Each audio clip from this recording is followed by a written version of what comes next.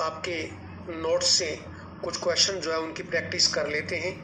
Question number 1 की यदि बात करें तो इसमें लिखा है कि which of the following is not inventory, यानी इन्वेंट्री कौन नहीं है। तो मैंने आपको बताया था इन्वेंट्री के अंदर जो आपका रॉ मटेरियल कच्चा माल है वो इन्वेंट्री है, उससे जो चीज़ें बनाते हैं फिनिश गुड वो इन्वेंट्री है। इसके अलावा कोई भी कंज्यूमेबल टूल्स बोल दीजिए, मशीन के कोई टूल्स हो, स्पेयर पार्ट हो, वो इन्वेंट्री है। पैकेजिंग मटेरियल इन्वेंट्री है, ये सब इन्वेंट्री होता है। तो इसका आंसर इनमें से इन्वेंट्री कौन नहीं है, तो इसका आंसर है ए। तो ये मशीन जो है ये इन्वेंट्री क्या है, नहीं। तो क्वेश्चन नंबर 1 कि इसमें से इन्वेंट्री कौन नहीं है, तो मशीन इन्वेंट्री जो है वो नहीं है। बिल्डिंग, मशीन, फर्नीचर, ये जो फिक्स चीज़ें हैं ये इन्वेंट्री नहीं होती। आपका जो रॉ मटेरियल, आपका जो फिनिश गुड, कंज्यूमेबल टूल्स या आइटम, ये इन्वेंट्री की कैटेगरी के अंदर आते हैं। अब क्वेश्चन नंबर 2 की बात करें।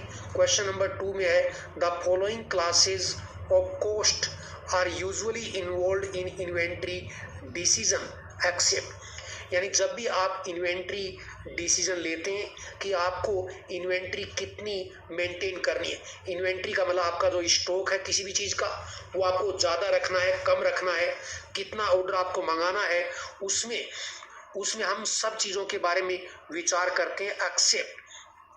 तो देखो पहले मैं इस क्वेश्चन का आंसर बता देता हूँ। मशीनिंग कॉस्ट जो है ये इसका आंसर है। तो जब भी आप कोई इन्वेंट्री डिसीजन लेते हैं तो आप देखते हैं कॉस्ट ऑफ ऑर्डरिंग क्या है, यानी कहने का मतलब मैं कोई सामान खरीदता हूँ और यदि मैं दुकानदार के पास जाता हूँ और यदि मैं उससे कहूँ कि मुझे 1 किलो टमाटर चाहिए, एक रेट बोलेगा। मैं कहूँगा मेरे को 100 किलो टमाटर चाहिए, तो रेट अपने आप ही क्या है, कम हो जाएगी। लेकिन मैं साथ में ये भी देखूंगा कि मेरी रिक्वायरमेंट कितनी है। तो इसलिए कॉस्ट ऑफ ऑर्डरिंग, तो जैसे आप अमाउंट बढ़ाएंगे, कोई चीज़ को ज़्यादा परचेज करेंगे, आपकी ऑर्डरिंग कॉस्ट अपने आप ही क्या है, कम हो जाएगी। दूसरा कैरिंग कॉस्ट, कोई सामान ज़्यादा आप खरीदेंगे, 100 किलो टमाटर लेके आ गए और यदि आपके एक दिन में काम नहीं आएंगे तो इसको फ्रिज में कई दिनों तक संभाल के रखना पड़ेगा, तो आपका वो खर्चा लगेगा, स्पेस कंज्यूम होगा, तो आपकी कैरिंग कॉस्ट क्या है, बढ़ जाएगी। तो बल्क में परचेज किया तो ऑर्डरिंग कॉस्ट तो कम हुई, लेकिन कैरिंग कॉस्ट क्या है, वो बढ़ गई, तो ये नुकसान हो गया। इसलिए कोई भी चीज़ का ऑर्डर करते वक्त या इन्वेंट्री डिसीजन लेते वक्त हमें कॉस्ट ऑफ ऑर्डरिंग और कॉस्ट ऑफ कैरिंग या कैरिंग कॉस्ट भी देखनी होगी। तीसरी चीज़ है cost of shortage. Cost of shortage क्या होती है कि यदि मान लीजिए कोई आपके पास कोई कस्टमर आता है और सामान आपके पास नहीं है और यदि उसको आप ना करेंगे तो वो खाली हाथ आपकी दुकान से जाएगा, उससे आपकी गुडविल भी खराब होगी।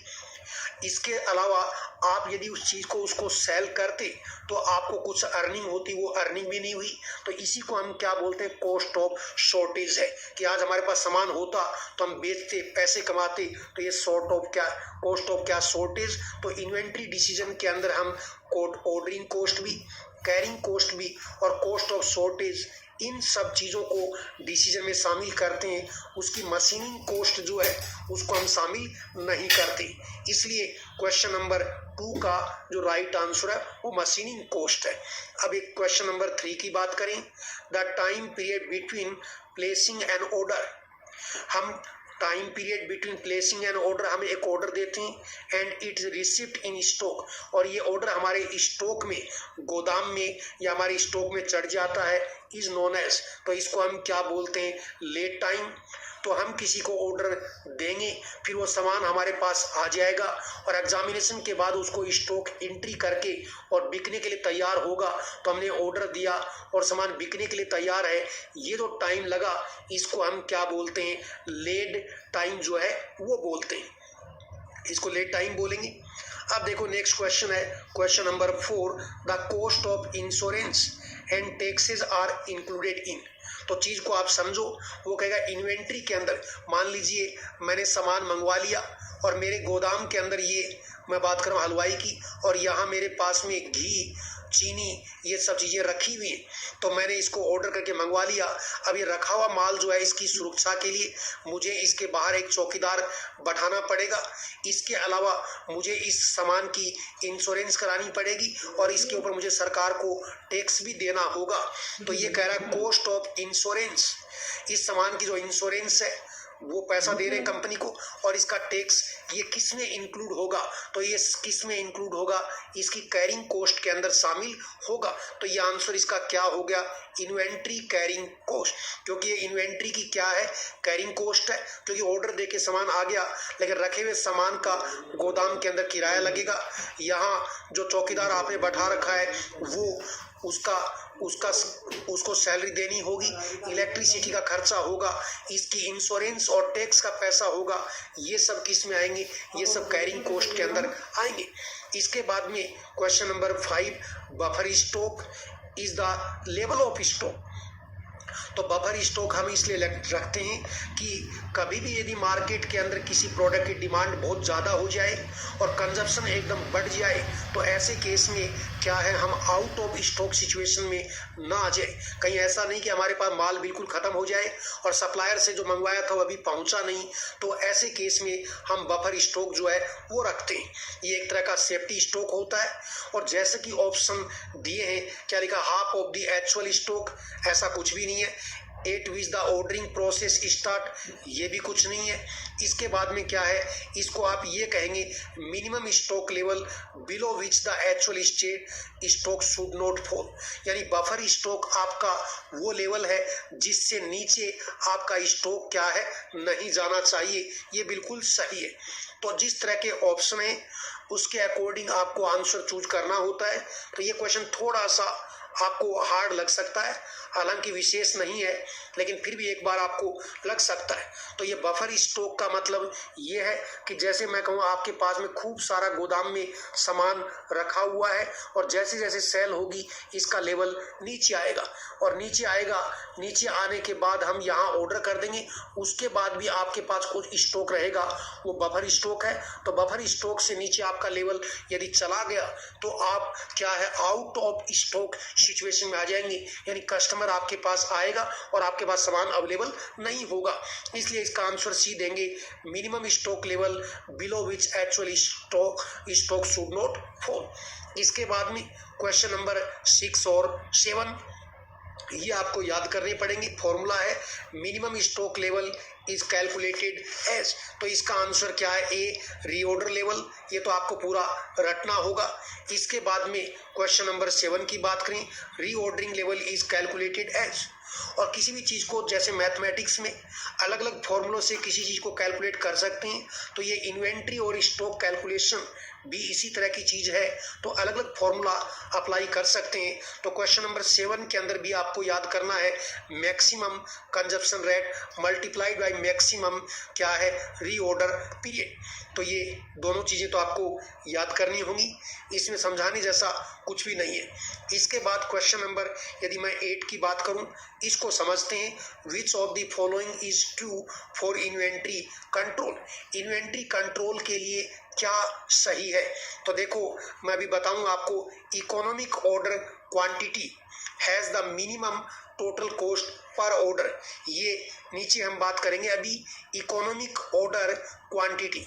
इकोनॉमिक ऑर्डर क्वांटिटी का मतलब जब भी हम कोई चीज़ परचेज करते हैं तो हम थोड़ी परचेज करें महंगी आएगी, ज़्यादा बल्क में परचेज करें सस्ती आएगी। लेकिन अब हमें हमारी रिक्वायरमेंट कितनी है वो भी देखनी पड़ेगी, और कोई चीज़ बल्क में परचेज कर ली सस्ती आएगी, लेकिन उसकी आपको पता कैरिंग कॉस्ट भी क्या है, बढ़ जाएगी। इसलिए हम एक ऐसा ऑर्डर परचेज करेंगे, नहीं तो ज़्यादा है ना कम, उसी ऑर्डर को हम क्या बोलेंगे, इकोनॉमिक ऑर्डर क्वांटिटी। तो ये economic order quantity has the minimum total cost per order. तो ये बिल्कुल सही स्टेटमेंट है कि इकोनॉमिक ऑर्डर क्वांटिटी वो क्वांटिटी है जिसमें एक ऑर्डर जो है हम देंगे, जो माल खरीदेंगे उसकी मिनिमम टोटल कॉस्ट जो है वो होगी। इसके बाद नेक्स्ट है inventory carrying cost. Inventory carrying cost का मतलब समझ रहे हैं कि यदि आपने इन्वेंट्री का मतलब आपका स्टॉक है, और यदि आपने माल को गोदाम को माल से खचाखच भर दिया तो सामान आपके पास में आ गया। अब ये जो सामान रखा हुआ यही आपकी क्या है, इन्वेंट्री है। अब इसको संभालने के लिए गार्ड होगा, इंश्योरेंस और टैक्स का पैसा होगा, ये सब किस में आएगा, इन्वेंट्री कैरिंग कॉस्ट में आएगा। तो ये क्या कह रहा है, inventory carrying cost increase with the quantity पर ऑर्डर। यदि हम ज़्यादा क्वांटिटी परचेज कर लेते हैं और ये गोदाम को आपने फुल कर दिया, तो ऐसे केस में इस इन्वेंट्री को संभालने के लिए जो भी फैसिलिटी आप देंगे, इंश्योरेंस करवाएंगे, टैक्स देंगे, चौकीदार, लाइट और ये गोदाम का किराया, ये सब आपकी क्या होगी, ये आपकी इन्वेंट्री कैरिंग कॉस्ट होगी। तो ये कह रहा है इन्वेंट्री कैरिंग कॉस्ट बढ़ जाती है कब, जब क्वांटिटी क्या है वो ऑर्डर की बढ़ती है। ये भी बिल्कुल सही स्टेटमेंट है।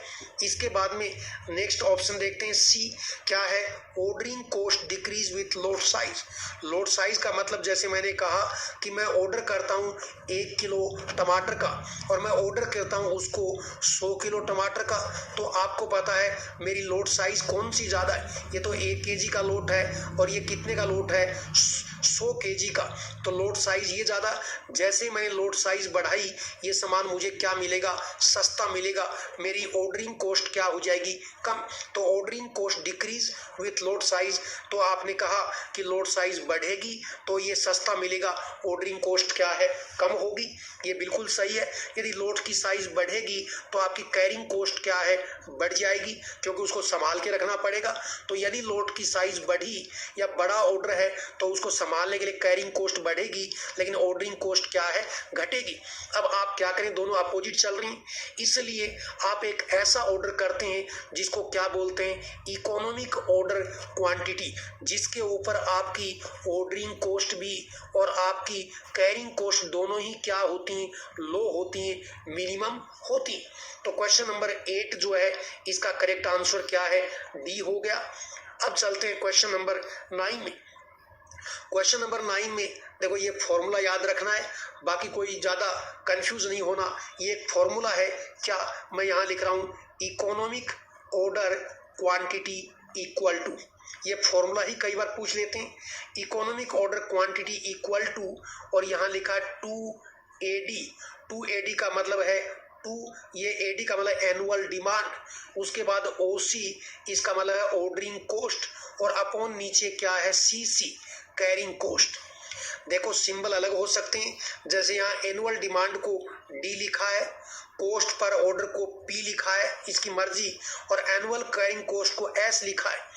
इससे कोई फर्क नहीं पड़ता, सिंबल अलग हो सकते हैं, जैसे आपका नाम है, इस नाम को आप बदल भी सकते हैं, तो लेकिन रहेंगे आप ही। तो ऐसे ही इकोनॉमिक ऑर्डर क्वांटिटी ये क्या, 2AD, तो 2AD का मतलब, AD का मतलब एनुअल डिमांड, उसके बाद OC का मतलब क्या, ऑर्डरिंग कॉस्ट, और नीचे क्या है, कैरिंग कॉस्ट, और ये इसका अंडर रूट। तो ये फॉर्मूला होता है इकोनॉमिक ऑर्डर क्वांटिटी का। और क्वेश्चन नंबर 9 के अंदर ये ऑप्शन क्या है, ये ए होगा। अब देखो क्वेश्चन नंबर 10, इसके अंदर मैं एक निकालता हूँ, ये पूछ रहा है कि द ऑर्डर कोस्ट पर ऑर्डर ऑफ एन इन्वेंट्री 400 रुपये है, एनुअल कैरिंग कॉस्ट, देखते हैं इधर, ये पूरा क्वेश्चन आपके सामने है। तो ये क्वेश्चन नंबर 10 आप देखिए, देखो ऑर्डर कोस्ट क्या है, 400 रुपये, 400 rupees, annual carrying cost 10 rupees per unit, और ये कह रहा है कि इकोनॉमिक ऑर्डर क्वांटिटी पूछ रहा है for a annual demand of 2000 unit.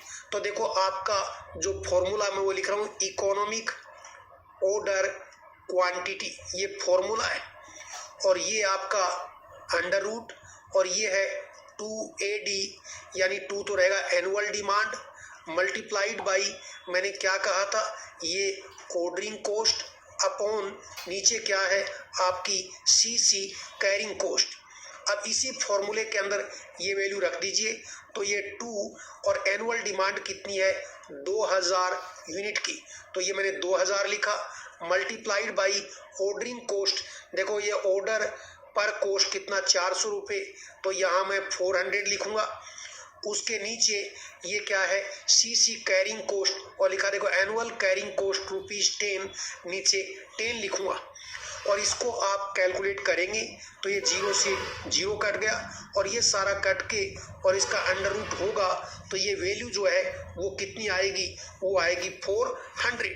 तो ये फिर से देखो कुछ भी फॉर्मूला नहीं है, ये आपने कहा 2 AD का मतलब एनुअल डिमांड, अगले में था 2000 तो ये आपने 2000 रख दिया। फिर इसके बाद में क्या है, ऑर्डरिंग कॉस्ट पर ऑर्डर 400 तो ये मैंने 400 लिख दिया इसी अंडर रूट के नीचे। और नीचे आपकी क्या है, ये रिकरिंग कॉस्ट पर यूनिट, अगला ऐसे ही देगा, सीधी वैल्यू रखनी। वैसे तो चांसेस होते हैं कि न्यूमेरिकल यूजुअली कभी नहीं आते, लेकिन फिर भी बताना हमारा काम है, इसलिए ये वैल्यू रखी, 0 से 0 कटा। जब इसको सोल्व करेंगे तो ये 400 जो है आंसर आपका होगा। लेकिन फॉर्मूला एटलीस्ट आपको क्या है, याद करना है। तो ये आपका सब्जेक्ट था DSBM, जिसमें से बहुत मोटे तौर पे क्वेश्चन जो है वो आते हैं और कुछ चीज़ों को हमने आपके हर नोट्स के अंदर और हर सीट के बाद में क्वेश्चन 1 वर्ड टाइप हमने दिए और ये बहुत इंपॉर्टेंट क्वेश्चन है जिससे आपका पूरा सब्जेक्ट जो है वो रिवाइज हो जाता है। जैसे बिजनेस क्या है, तो लीगल इकोनॉमिक एक्टिविटी जो है ये क्या है, बिजनेस है। फिर आपको बताया process of purchase and sale of good for making profit, इसको हम क्या बोलते हैं, ट्रेड बोलते हैं। फिर चूंकि आपका सब्जेक्ट ड्रग स्टोर का है तो ड्रग स्टोर की बात करें, फार्मेसी की बात करें तो देखो क्वेश्चन है minimum area required to open wholesale बीच में लिखा और रिटेल ड्रग स्टोर, यानी आपको होलसेल का बिजनेस स्टार्ट करना है फार्मेसी में दवा का, या रिटेल का बिजनेस स्टार्ट करना है तो उस दुकान की जो साइज है वो 10 मीटर स्क्वायर होनी चाहिए और इसी का मतलब है 108 क्या है, ये स्क्वायर फीट होता है। दूसरा मिनिमम एरिया, ये मिनिमम एरिया जरूरी होता लॉ के according. Minimum area required to open both, यदि आप एक ही दुकान में रिटेल का बिजनेस और साथ में उसके अंदर होलसेल, दोनों बिजनेस एक ही शॉप में चलाना चाहते, रिटेल और होलसेल, तो एरिया आपका क्या है, 10 की जगह डबल नहीं हुआ 15 मीटर स्क्वायर या 162 स्क्वायर फीट, इतना एरिया आपको क्या है रिक्वायर्ड होता है। तो देखो ये कुछ चीज़ें ऐसी होती हैं जिनको हम क्लास के अंदर डिस्कस नहीं कर पाते हैं, वो आपको 1 वर्ड में मिल जाती है। कई चीज़ें क्लास में हैं तो 1 वर्ड आपको पढ़ने होते हैं। इसके बाद में ये आपके चैनल ऑफ डिस्ट्रीब्यूशन जो हमने बात की उसके 1 वर्ड हैं, उसके क्वेश्चन हैं। ये आपके बीच में आगे मिडिल मैन जो है उसके बारे में है कि मिडिल मैन क्या है, होलसेलर किसके बीच में लिंक है, मोस्टली क्वेश्चन एग्जाम में आए हुए हैं। इंपोर्ट का मतलब क्या है, एंट्री पोर्ट का मतलब क्या है, किसी भी चीज़ को हम यदि किसी बायर से, फॉरेन बायर से परचेज करते हैं और वापस उसको भेजते हैं तो उसको क्या बोलेंगे, एंट्री पोर्ट जो है वो बोलते हैं। फिर हमने इंडस्ट्री के बारे में पढ़ा तो ये आपके नोट्स में यहाँ पढ़ लेना आप, primary industrial activity, secondary industrial activity. फिर हमने कंपनी के बारे में पढ़ा कि पब्लिक कंपनी में कितने मेंबर मिनिमम होंगे, 7 होंगे। Minimum member of private company कितने होंगे, 2 होंगे। तो ये सब कंपनीज के बारे में। और कंपनीज को मैंने आपको क्या बताया था, कंपनी एक आर्टिफिशियल पर्सन है, इनविजिबल इनटेंजिबल पर्सन है। इसके बाद में ये देखो एडवर्टाइजमेंट के बारे में आ गया कि एडवर्टाइजमेंट का ऑब्जेक्टिव क्या है, तो नए प्रोडक्ट को मार्केट में इंट्रोड्यूस करना, सेल को, प्रमोशन ऑफ द सेल बढ़ाना, fight competition in the market, इसके लिए increase goodwill of the product, लोगों को एजुकेट करने के लिए इसके लिए करते हैं। फिर ये आपके ट्रेनिंग के क्या ऑब्जेक्टिव हैं। फिर हमने बात की आपका रिक्रूटमेंट जो है ये क्या है, ये पॉजिटिव प्रोसेस है, जबकि सिलेक्शन क्या होता है, नेगेटिव प्रोसेस होता है। फिर हमने कैपिटल के बारे में बात की, फिक्स कैपिटल क्या है, देखो जमीन, बिल्डिंग, मशीनरी, फर्नीचर, कार, ये सब ये फिक्स कैपिटल में आते हैं। इसके बाद में आपको करंट एसेट्स में क्या आते हैं, केस जो आपके हाथ में या बैंक में है, स्टॉक को हम इन्वेंट्री बोल सकते हैं, डेटर का मतलब आपको जो देनदार है वो। इसके बाद इनटेंजिबल एसेट क्या है, तो गुडविल, पेटेंट, ट्रेडमार्क, ये इनटेंजिबल क्योंकि इनको छू नहीं सकते। इसके बाद में एसेट्स क्या है, लाइबिलिटी और प्लस कैपिटल, या इसका दूसरा नाम है एसेट्स इक्वल टू लाइबिलिटी, और इस कैपिटल को हम बोल देते हैं दैट इज ऑनर्स क्या है, इक्विटी, इसको ऑनर्स इक्विटी बोलते हैं। तो पूरा आपका जो सिलेबस है वो इसके अंदर क्या है, रिपीट हो जाएगा। इसी तरह से यहाँ देखो एक क्वेश्चन आया हुआ है कि ये आपका cash use to record in small cash payment, cash book use to record small cash payment, छोटे छोटे जो केस पेमेंट हैं उसको रिकॉर्ड करने वाली जो केस बुक है उसको क्या बोलेंगे, पेटी केस बुक। तो पेटी केस बुक के अंदर जो स्मॉल केस ट्रांजिशन होते हैं उनको रिकॉर्ड करते हैं और इसको हम क्या बोलते हैं, imprest system is used in relation to petty cash book. ये इम्प्रेस्ड सिस्टम का मतलब ये होता है कि जैसे एक बच्चे को आपने 10 रुपये पॉकेट मनी दी एक वीक के लिए और एडवांस में दे दी कि ये एक वीक का आपका खर्चा पॉकेट मनी और नहीं मांगना, है ना। हमारे टाइम में तो देखो पॉकेट मनी मिलती नहीं थी, है ना, सिर्फ एक ही चीज़ मिलती थी, मार, है ना, वो भी गलती करने पे, कोई स्कूल में टीचर और घर में पेरेंट्स। लेकिन आजकल पेरेंट्स बच्चों को पॉकेट मनी देते हैं, जैसे 10 रुपये पॉकेट मनी दिया और एक वीक तक एडवांस दे दिया, जैसे ही खर्च होगा तो अगली वीक के लिए फिर 10 रुपये और दे दिए। इस तरह का जो सिस्टम है इसको बोलते हैं इम्प्रेस्ड सिस्टम। तो जो पेटी केस बुक है इसके अंदर पहले से हम जैसे 100 रुपये की एंट्री कर दी, इसके बाद जो खर्चा होगा उसको लिखते जाएंगे, जैसे ही 100 रुपये कंज्यूम हुए फिर 100 रुपये इसके अंदर ऐड कर दिए। इस तरह का सिस्टम इसके अंदर होता है। तो ये क्वेश्चन डायरेक्टली लिखे लिखा है एग्जाम के अंदर कई बार आ जाते हैं, कोशिश तो हमने यही की है। ऐसे प्राइमरी बुक इसको क्या बोलेंगे, ओरिजिनल एंट्री बुक। और प्राइमरी या ओरिजिनल एंट्री बुक में कौन आता है, जर्नल और सब्सिडरी बुक आती हैं। और इन प्राइमरी और ओरिजिनल एंट्री बुक में जो लिखते हैं इसको हम क्या बोलते हैं, इसको हम बोलते हैं रिकॉर्डिंग। इसके बाद में सेकेंडरी जो बुक है वो कौन है, तो ये लेजर होता है सेकेंडरी बुक। ये थोड़ा सा करेक्शन है, लेजर ये सेकेंडरी बुक है और लेजर के अंदर एंट्री करेंगे उसको हम क्या बोलेंगे, पोस्टिंग बोलेंगे। देखो ledger is the secondary book of entry. इसके बाद ट्रायल बैलेंस किससे बनेगा, लेजर अकाउंट से बनाया जाता है।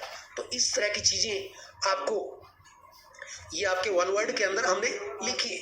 इसी तरह से देखो ये लिख दिया है कि ये क्वेश्चन भी आता है, arithmetical accuracy of book is tested by, तो ये ट्रायल बैलेंस से टेस्ट करेंगे। फिर आपने कहा अकाउंट्स के अंदर लेफ्ट साइड में एंट्री डेबिट की होगी, राइट साइड में एंट्री क्रेडिट की होगी। इसके अलावा इन्वेंट्री का मतलब क्या है, रॉ मटेरियल है, अनफिनिश्ड गुड है, फिनिश गुड्स हैं और जो स्पेयर मशीन के पार्ट हैं, कंज्यूमेबल आइटम है, वो क्या है, इन्वेंट्री है। फिर यहाँ लिखा है देखो ऑब्जेक्टिव ऑफ इन्वेंट्री क्या है, तो इन्वेंट्री का ऑब्जेक्टिव क्या है, देखो reduce the size of investment.